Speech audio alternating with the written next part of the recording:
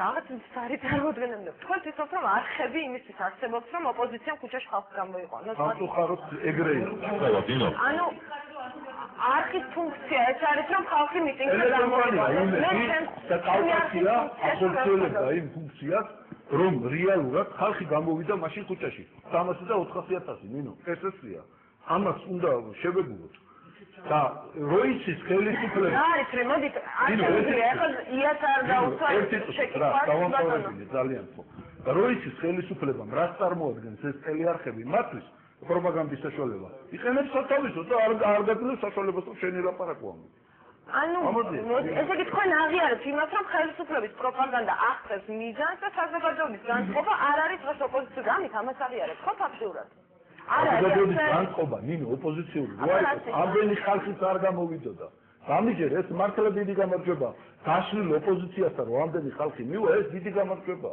ეს არ არის თლათ ესე იმიტომ რომ ხალხი მივიდა მაგრამ უმეტესობა იქ ვინც დადიოდა ხო მე არ ავსულა ეს ტრიბუნაზე იქ დავდიოდი და ნახულობდი ბევრი ისეთ ადამიანს რომელიც წესით აი ამ ხალხს ვისაც ორგანიზება ევალებოდა უნდა მიეწვია და ელაპარაკებინა საზოგადოების წარმომადგენლებით ასე შემდეგ ანუ უფრო ორგანიზებული მიტინგის ტექნოლოგია სხვა შეიძლება ხო რაღაც ყველაფერი ერთმანეთია რაღაცა ეხლა მე ალბათ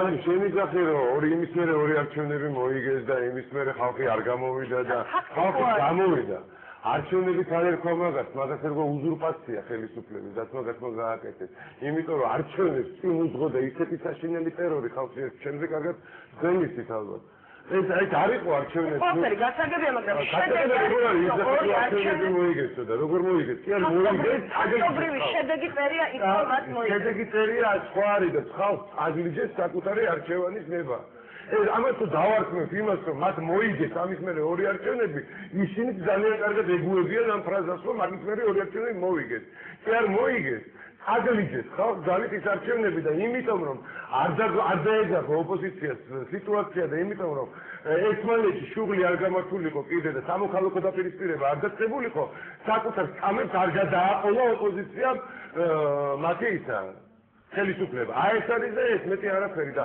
ძალიან ნუიძახით იმას რომ რაღაცა მოიგეს ამას ასევე არ მოიგია ესე არის რადევს დღეს რეალური შედეგი ფაქტობრივი მოდი დე ფაქტო მოგებდა აი შედეგი ეხლა თუ დაიკეთე პირდაპირ აღდგენა იმას დაიკეთე ხო კატონია როგორ რა არის მასმედიის მიზანი რომ ხალხს გამოიყვანოს ქუჩაში მიტინგზე არა რა თქმა უნდა მაგალითად უნდა ასე შემოგვიყალიბა რომ მოგვეცით არხები და გამოვიყვანოთ ხალხს ქუჩაში მასმედიის მიზანი არის ის რომ რეალური როგორ არის მე ცოტა სხვანაირად ვთქვი მაგრამ გულაშვილად ხო ასე მოგვეცით რამდენიმე არხი თუ კიდევ ერთი არხი პოლიტიკოსი არა ვარ და მე რატო უნდა მომცე არხი ხო ხელისუფლებამ რამდენადაც შეძლო აი უზურპაციის ცენტრალური არხების ჩაახშო ის მუხტი რომელიც მანამდე არსებობდა ანუ ჩვენ აღიარებთ ამით რომ მუხტის საპროტესტო აღარ არსებობს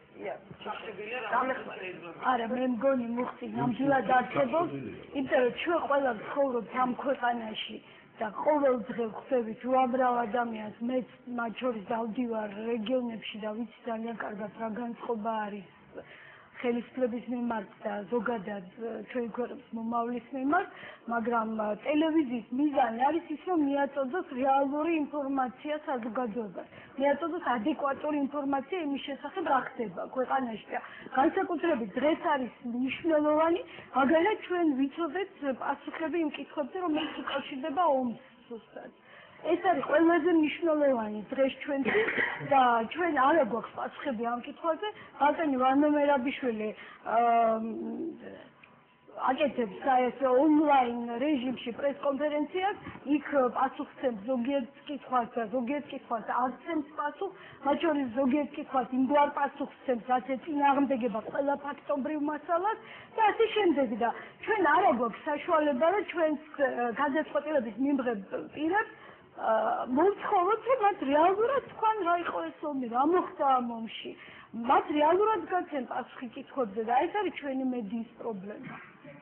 მე სხვათა შორის ერთ რამეს ვიტყვი, გუშინ მქონდა საშუალება სახში ვალაგებდი ჩემს ნივთებს და აღმოაჩინე ჩემი ძველი სტატია, ეცი, რომელსაც რამდენიმე წლის წინ დაწერილი და სტატიის პათოსი არის ესეთი, რომ ჩვენ იმდენად ხელის გულზე გვაქვს მთელი ინფორმაცია, მათ შორის პოლიტიკურ პროცესზე, ხელისუფლების საქმეების შესახებ, ყველა გახდა პოლიტიკის ექსპერტი. აი ამაზე იყო ეს სტატია და რომ წავიკითხე ხა გამეცინა ჩემ თავზე, იმიტომ რომ შევარდნების პერიოდზეა საუბარი. იმდენად ღია იყო ინფორმაცია, იმდენად ხელმისაწვდომი იყო ყველასთვის, რომ აბსოლუტურად ყველას ისევე როგორც თავი გონია ფეხბურთის ექსპერტი, თავი ეგონა პოლიტიკის ექსპერტი. აბა ეხლა ვისაც გონია თავი ექსპერტი, იმას კითხეთ რა ხდება და ყველა გეტყვით, რომ არ აქვს პასუხი. იბატონო, რა გამომდის პოლიტიკოსის დისკრიმინაცია. რასაც ხედავ ხა ჩვენ გადაცემაში რაც ხდება, მე ვფიქრობ რაღაც ერთგვარი თვითგვემის რაღაცა ამბავი დაგვემართა ახლა ჩვენ მე უბრალოდ სახელმწიფო პოზიცია დავახმოვანო. ვინაიდან ოპოზიციას ნოემბრის გავლენა რა თქმა უნდა ის უბრუნდება, რომ ესე იგი ჩემო ბატონო ყველაფერი ხელისუფლებას გამოუვიდა ერთი არჩევნები, მეორე არჩევნები. მე გეტყვით ერთ რამეს, ჩემო ძვირფასებო. მე სულად არ ვთვლი, რომ ქვეყანაში რა პოლიტიკური პროცესებიც მიდის, ეს არის უიმედო პოლიტიკური პროცესები. უნდა გითხრათ, რომ მე ის 3 წელი 2004, 2005 და 2006 წელი მიმაჩნია უფრო მძიმე 3 წელიწადად, ვიდრე 2007 წლიდან დაწყებული ამბები. იმ 3 წლის განმავლობაში, როცა ჩვენ მქონდა პარლამენტის ტრიბუნა, როდესაც ჩვენ მქონდა შესაძლებლობები უფრო მეტი იყო სატელევიზიო ეთერში ლაპარაკის საშუალება, ჩვენ ვიყავით სუფთა ძაღლის ერთ ქარავანი, არავითარი ჩვენ საზოგადოების ხარდაჭერა ქონდა გაცილებით ნაკლები, მაგრამ მე ის მოხდა, რადგან ხალბატონი ნინო ლაპარაკობდა, ჩვენ მესაკუთრეები დააწიოკეს. მე ჯერ შევარდნაძის ბიზნესდროინდელი ბიზნესმენები დააწიოკეს. მე მიადგნენ და ვისაც ქონება ქონდა, იმაზე აჩუქებინეს, თავრობაზე აჩუქებინეს.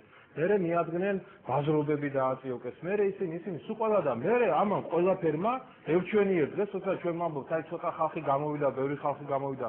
ირაკლი ოქროაშვილის ცნობილი ამბავის დროს არავინ არ ფიქრობდა, რომ ეს იყო ბოლო წვეთი, რომელმაც აავსო მაშინ საზოგადოების მოცინების პირველ საზოგადოება გამოვიდა. იმის შემდეგ მე გეტყვით, რომ ჩატარდა ერთი არჩევნები, სხვათა შორის თავისი ნებით არ დაუნიშნია ის სააკაშვილს, რომელიც გაიფორმა ქართლიშვილმა და ეს იყო ძალით ხელის გადაგრეხა მთელი ქართული საზოგადოებისთვის და უნდა გითხრათ, რომ მთლიანობაში მაშინ ოპოზიციური ელექტორატის ჯამური რაოდენობა იყო მილიონი ხმა. რაც იყო უპრეცედენტო შემთხვევა და მილიონი მხარდაჭერი, როცა ყავს ოპოზიციას, ძნელია იმ ოპოზიციაზე თქვა, რომ ის ან დამარცხებულია, მას ან პოზიციები არ აქვს, ან აიმე ტიპის პრობლემები აქვს. საპარლამენტო არჩევნების წინ რა მოხდა? მოდი ამასაც შევხედოთ. ჩვენ როცა თბილისი წააგო და ის არჩევნები მოიგო. მე რა მოხდა გია? მე ხელისუფლებამ რა თქმა უნდა გადახედა თავის საქმიანობას. ნახა რომ ტელეკომპანია იმედი იყო მისი მთავარი ხელშემშლელი, მიადგა ჯერ იმედს. იმედი ასე იყო ავადი იყო თუ კარგად ამუშავდა, მე ესე იგი დაიხურა საერთოდ საპარლამენტო არჩევნების წინ. ყველა ტელევიზია, ყველა თოქ-შოუ, ყველაფერი აბსოლუტურად უზურპირება გააკეთა თავიდან ბოლომდე. მე ვფერო თქვით რომ ეხა ხელოვნების ხალხის დიდი ნაწილი ახლა არენდობა ოპოზიცია. არა, ხელოვნების ხალხის ინდივიდუალური მუშაობა დაიწყეს ძალიან ბევრზე. ძალიან ბევრი მე არ მინდა ეხლა არც გვარების დასახელება არაფერი, მაგრამ ლისისთვის ზემოთა მიწები რაც იყო, იცით რომ ძალიან დიდი ნაკვეთები დაურიგეს იმ ადამიანებს, რომლებსაც სადმე რაიმე უკმაყოფილება ჰქონდა დარიგებული. იცით რომ ჯიპები დაარიგეს, ისინი დაარიგეს და დაიწყეს მთელი საზოგადოების მოსყიდვა. ოპოზიციამ ფულის გარეშე მთელი ბიზნესი ქვეყანაში არის გატერორებული. მე მინდა გითხრათ რომ აი 20 თეთრს ვერ იშოვის ოპოზიცია იმისთვის რომ თავისი ღონისძიება დააფინანსოს. ეხლა ეს ღონისძიებაც რომელიც რაღაც მიზერით ახადას და აი ფული ჩამოვყრიბეთ და ისე შევაგროვეთ, ესე იგი კაპიკ მათხოვრობდით ლამის ასეთ მდგომარეობაში საპარლამენტო არჩევნების დროს ოპოზიციამ ჯამში აიღო 700,000 ხმა. და თქვენ ამბობთ რომ ამის მერე შეიძლება ოპოზიცია იყოს ისეთი რა სუსტი და უძლური და არა ხალხო ეგრე არ არის. ეხლა რაც დღეს დაიწყო მე და გითხრათ რომ ძალიან სერიოზული ამბავია. ტელევიზიების ფუნქციაზე ვლაპარაკობ და მასმედიის ფუნქცია რა თქმა უნდა ხალხის გამოყვანა კი არ არის ქუჩაში. მასმედიის ფუნქცია არის სწორი ინფორმაცია მიაწოდო, აგერ ჩემო ბატონო მავას და მავას იმ ადამიანს აქვს თავისი ანალიზის უნარი და რა თქმა უნდა თუ კი მე მეთქვი ეხლა შენ ჟურნალისტი ხარ ხო და მეუბნები აგვისტოს მოვლენების შემდეგ რომ საქართველოს ამ ომში გაიმარჯვა, რომ რუსეთი დამნაშავე მოსწავლესავით კუთხეში არის მიყენებული მთელი მსოფლიოს მიერ და მთელი მსოფლიო ამონახებს და გავაჩოქეთ და მისი ნამდვილი სახე ვაჩვენეთ და ეს გააკეთა სააკაშვილმა როცა ვამბობთ რომ ჩვენი ჯარი უმაგალითოდ რაღაცა იბრძოდა და გაიმარჯვა და რომ არ ყოლოდა თვითმფრინავები და ტანკები თურმე მოვიგებდით ამ იბრძოლეთ იმ ჯარისკაცებმა მაგრამ როდესაც იმას არ ამბობ შენ რომ იქიდან როდესაც გენერლები გეძობენ და აქედან უგულავა გათო ჭეშელაშვილი და ზურაბ მელიქიშვილი რო იყვნენ გენერლები ეს პოლიტიკოსები რისი სამხედრო სპეციალისტები არიან ამ ერთად ეუბნები როცა შენ ეუბნები შენ საზოგადოებას რომ ჰააგის ტრიბუნალმა რუსეთს დაადო უზარმაზარი ჯარიმები და პასუხისმგებლობა და იმას არ ამბობ რომ იმ ჰააგის ტრიბუნალი ჩვენთვისაც ისეთივე მკაცრი განაჩენი დადო როგორც რუსეთისთვის დაიდო როცა შენ ეუბნები რომ აი წარმატებული პრეზიდენტი ნახე რაც გადაგვარჩინა თორე 21 წელი გამეორდებოდა ის კი არ აჩვენა იმ ტელევიზიამ რომ სადღაც ინტერნეტიდან ამოვკრიფეთ თავარსარდალმა როგორ მიატოვა საფრანგეთიდან და ფინეთიდან ჩამოსული საგარეო მინისტრები და როგორ გაიქცა სადღაც თავის საშველად ესენი როცა ინფორმაციას მართავს არ აწოდებს მე ამ